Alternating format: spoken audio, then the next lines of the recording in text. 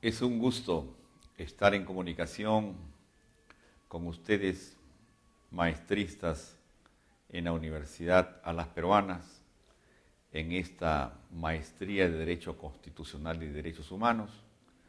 Se me ha asignado el curso de Teoría de los Derechos Humanos.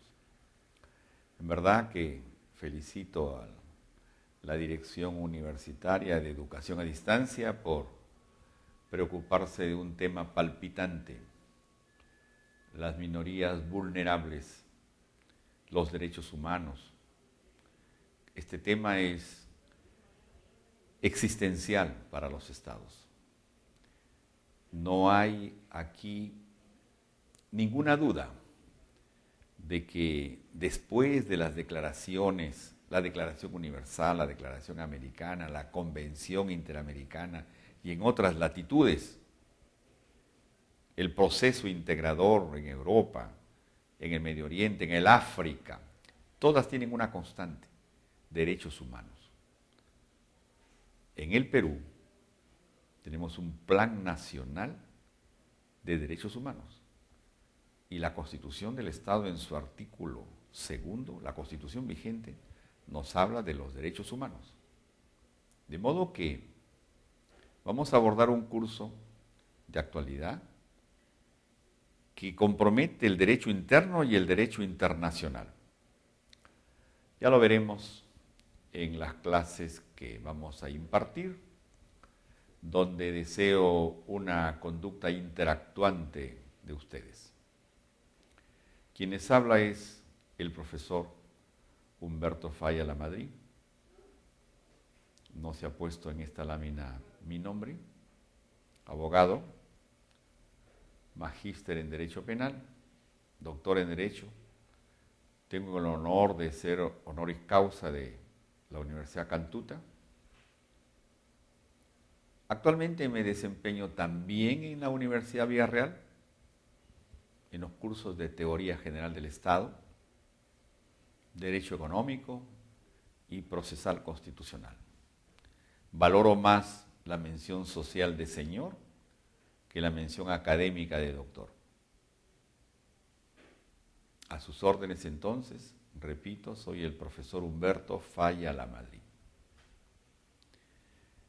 Este curso de Teoría de los Derechos Humanos, Teoría General de los Derechos Humanos, impartido en esta maestría de Derecho Constitucional, se expresa en el desafío de la hora presente. ¿Cuál es? La formación y conciencia de estos derechos fundamentales. De los derechos con que nacemos, de los derechos congénitamente inherentes a la persona humana, respetado en el derecho interno y en el ámbito internacional, bajo un régimen jurídico que contribuya a la consecución de la paz, de la justicia internacional. La importancia de los derechos humanos y, cómo no, del curso que contiene su teoría, se valora mucho más, tiene relevancia mayor después de la Segunda Guerra Mundial. Los estragos de la guerra que se produjo por la intolerancia, por la discriminación racista, por el dogmatismo del nazismo alemán, causó cientos de miles de muertos. Hubo un afán de exterminio a la raza judía.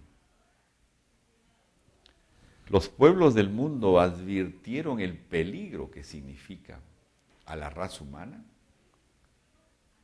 si es que no asumen los estados en concierto de voluntades el propósito de defenderlos y de abrir instancias jurisdiccionales internacionales donde acudan las personas, si es que en su derecho interno aún así no se respetara. En este curso vamos a procurarnos una retrospectiva de los derechos humanos. Claro, han tenido en cartas fundamentales, en constituciones fundamentales, anteriores a la guerra del 1939 hasta 1945, anteriores, ¿cómo no? Documentos que plasman la importancia que tienen los derechos humanos. La Constitución de Querétaro en México, aquí nomás en este continente. La Constitución de Juan Sin Tierra en la década del 13. La Revolución Francesa y la proclama de la libertad, de la igualdad, de la justicia. Documentos antológicos que habían marcado las épocas, el tiempo en que se produjeron, pero fue después de la Segunda Guerra Mundial en que la Liga de las Naciones advierte que había sido ineficaz en esa vinculación que por deber tenía propiciar entre los estados. Y se constituyen las Naciones Unidas en 1945 para advertir desde la cláusula 1 de su Carta Constitutiva que procuramos la paz y la justicia entre las personas. En consecuencia, estamos ante un reto permanente, que la persona se respete en sus derechos, que los son inherentes con los que nacen. No hablamos de los derechos de tercera generación, así llamados, que tengo derecho a la informática. Puede ser adjetivo, aparentemente, pero lo sustantivo es que se me respete el derecho, que como persona, para tener también oportunidad de vida, la sociedad y el Estado me debe dar un ambiente limpio, educación, salud, libertad de caminar, de opinar, de tener información, mi libertad y sus derechos conexos, como dice el novísimo Código Procesal Constitucional Peruano, primer código en el mundo en materia procesal de índole constitucional. En ese sentido, nosotros debemos relevar siempre, y desde el lugar donde nos ubiquemos, la importancia de los derechos humanos. Que no nos discriminemos. ¿Cuáles son los objetivos del curso? Específicamente, observar los derechos humanos en ambos frentes, interno e internacional, como instrumentos que permitan a la sociedad vivir en un mundo más seguro, habitable. ¿Por qué discriminar? Y que nos vinculen instrumentos bilaterales y multilaterales entre estados. Otro objetivo es de promover, formar conciencia sobre los regímenes jurídicos que se están desarrollando en torno a los derechos humanos, comúnmente llamado el derecho de las minorías vulnerables, de los ancianos, de los niños, de la mujer. Hoy vemos como el feminicidio es moneda común. El derecho de los discapacitados, minorías, las más vulnerables, que debemos proteger desde el Estado y desde la sociedad, desde nuestra comunidad, desde nuestro barrio. Y un objetivo será, ¿cómo no?, entender a la globalización, la integración regional y subregional, que en la actualidad apertura espacios económicos, acuerdos de complementación, tratados de libre comercio, entender la globalización, que está presente en toda latitud. Imagínense, en el África, 54 estados africanos se proponen unificación. Ahí donde el apartheid significaba el oprobio que los ingleses, que los franceses habían impuesto. Ahí donde entraba un blanco no entraba un hombre de color. El África se pone de pie y pide respeto. Los objetivos del curso, en consecuencia, tienen que ver con lo que son estos instrumentos. No solamente las cartas políticas de los estados, sino también los tratados, los protocolos, las convenciones, las declaraciones de las citas cumbre. Evidentemente, estamos en una hora de mundialización. Lo que ayer, hace 50 años, parecía imposible de alcanzar. Que un hombre de color dirija el estado más poderoso del mundo, como es los Estados Unidos. Pero, ¿cuánto tiempo debió pasar? Martin Luther King y ese discurso de antología, yo tengo un sueño, I have a dream, que hoy los representantes en el Capitolio lo repiten, porque es una pieza bellísima de lo que son los derechos de los negros. ¿Cómo murió Luther King? Nelson Mandela en Sudáfrica, 27 años tras las rejas. Nosotros tenemos que comprender que se han ido abriendo caminos de igualdad. Los gays, acaba la Corte de los Estados Unidos hace menos de 2 meses de decir que el matrimonio entre personas del mismo sexo es un derecho. ¿Acaso el sustantivo matrimonio nos asusta entre nosotros? Pero darles la oportunidad de una unión civil, como dice el representante peruano, señor Carlos Brus. La unión civil que no tenga las mismas características de las sociedades gananciales, que es el matrimonio entre heterosexuales, pero que la unión de homosexuales les garantice derechos, que el Estado les reconozca, para que se asistan entre ellos 2 mujeres o 2 hombres que deciden unirse. Los niños, hoy, ¿cómo no lamentarnos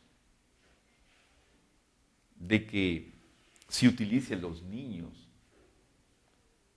en actos delictivos? Pero somos suscriptores de la Convención Internacional del Niño. Hace mal la prensa en fotografiar a un niño infractor, porque no se le debe decir nunca delincuente. Porque la Convención Internacional prohíbe. No puede decir un ministro, no puede decir un presidente, fotografíen a ese canalla. No, es un niño. Hasta los 18 años estamos prohibidos de apresarlo, sí de recluirlo, pero bajo condiciones distintas que un delincuente. De modo que hoy nos alarma el desprecio. Algún ministro llamó chatarra social a los jubilados, por Dios. De esas personas que dejaron todo de sí en su juventud y en su adultez, que entraron a la tercera edad sin posibilidades mayores y que forman colas para tener un menú.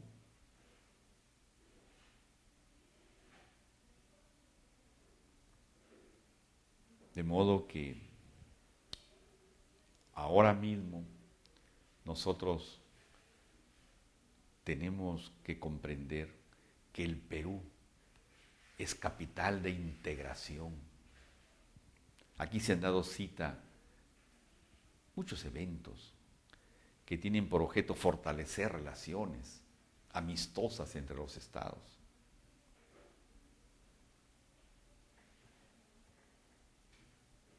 Lima, la ciudad de los reyes, ha sido anfitriona de tantos eventos.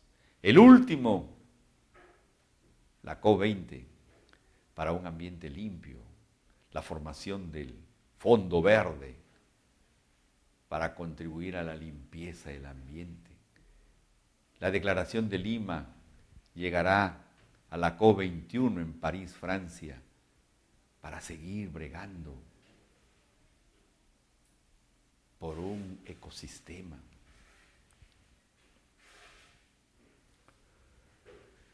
En nuestro curso hemos estructurado 4 capítulos.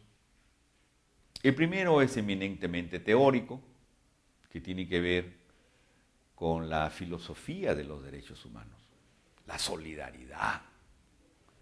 No podemos comprender los derechos humanos sin un espíritu solidario.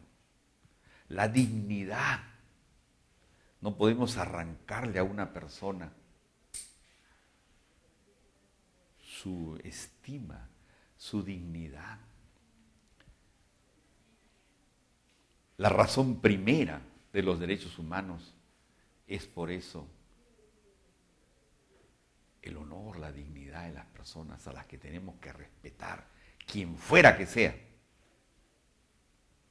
sin discriminación, así sea rubio, moreno, chino, cholo, como somos nosotros, chico, grande, niño, anciano. La dignidad. Por esa razón es que en el capítulo 2 tenemos que ver con la evolución de los derechos humanos. Claro que sí. Esa retrospectiva de la que hacíamos mención hace unos minutos. Porque si bien la Declaración Universal fue una proclama ante el mundo de respeto en aras de la paz, de respeto entre nosotros en aras de la paz. Y después vinieron otras declaraciones, proclamas, que abre camino a todo un proceso de reconocimiento de estos derechos. Nadie los discute ahora. La Constitución de 1979, anterior a la vigente,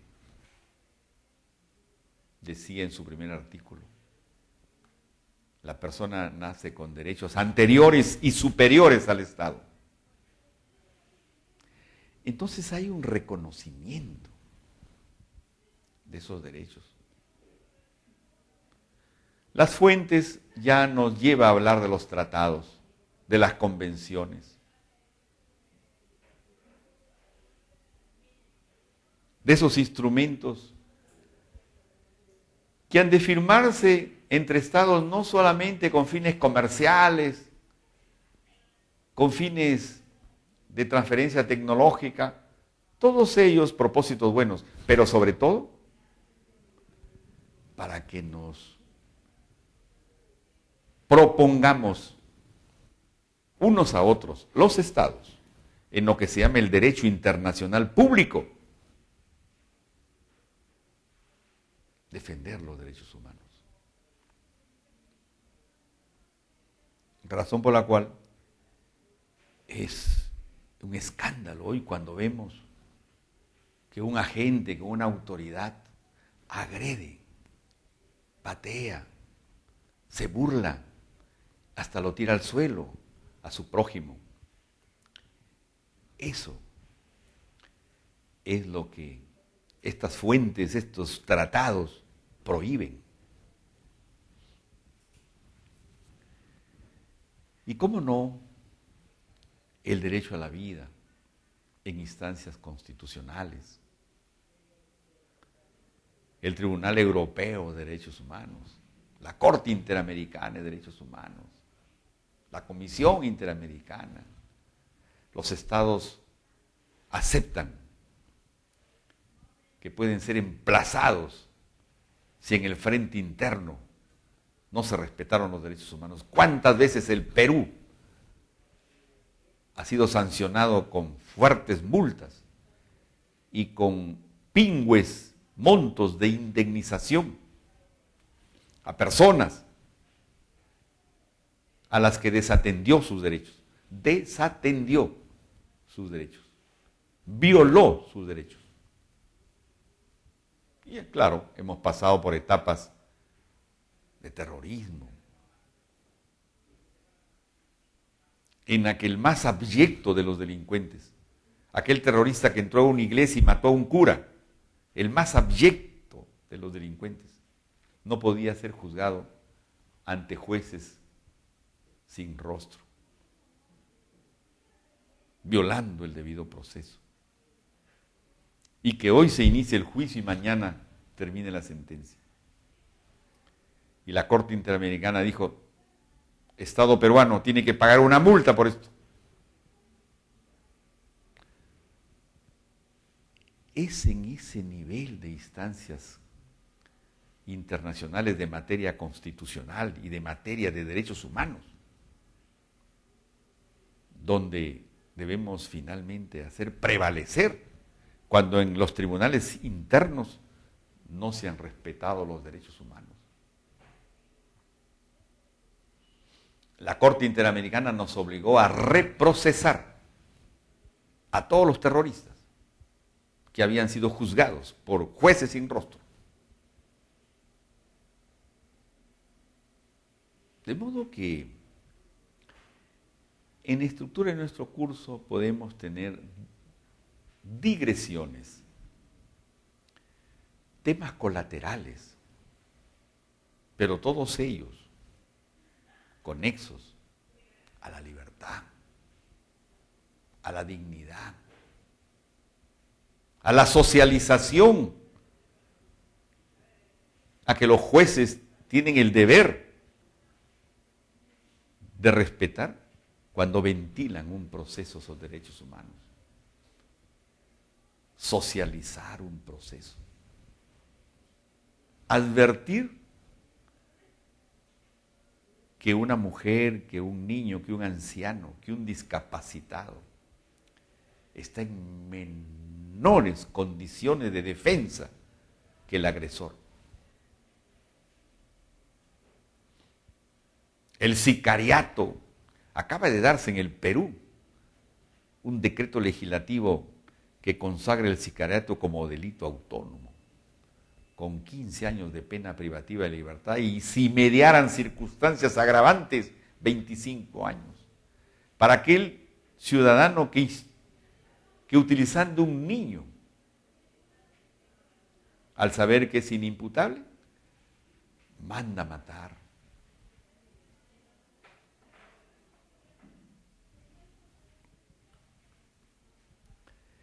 Finalmente, ¿qué creemos nosotros recomendable en esto?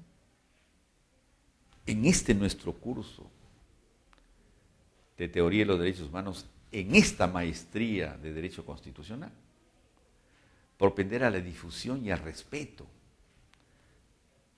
de los derechos humanos. Cada uno de nosotros debe ser un vocero, que en las relaciones interpersonales, ahí en el club, ahí en el gimnasio, ahí en la cátedra, tenemos que difundir el respeto. Tenemos el deber de interpretar las normas con arreglo a esos tratados que el Perú ha suscrito.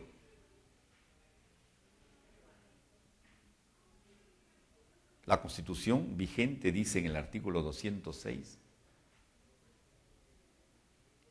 que todos los derechos humanos deben interpretarse a la luz de los tratados que el Perú ha suscrito.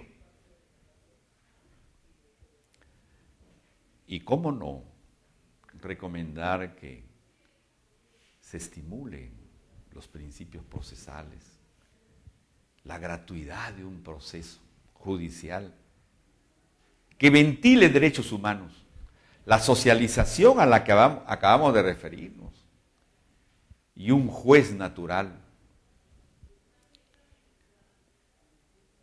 Un tema de derechos humanos que debe ventilarse en Cajamarca no tiene por qué ventilarse en Lima, porque el juez natural, quien debe intermediar, quien debe hacer el rol de inmediación es el juez donde se produjo el conflicto. Y cómo no, en ese afán de divulgación, los fondos editoriales en las universidades. Yo tengo que repetir mi felicitación a Alas Peruanas. Tiene el fondo editorial más positivo y fecundo. Sus profesores sí pueden publicar en esta universidad. Es lo que podemos resumir en esta